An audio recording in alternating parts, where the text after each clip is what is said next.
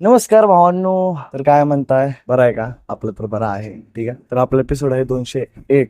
काल होता 200, आज आहे 201. तर आज पण तसंच झालं. वर्कआउट चांगला गेलेला आहे आणि प्रॅक्टिस चांगली गेलेली नाही. ठीक आहे. कारण की आपण काल जे चूक केलं परत तेच आज चूक केलेलं आहे. ते चूक केलेलं आहे. ठीक आहे. काल आपण पूर्ण वर्कआउटला एनर्जी लावलं म्हणून प्रॅक्टिसला एनर्जी कमी पडली.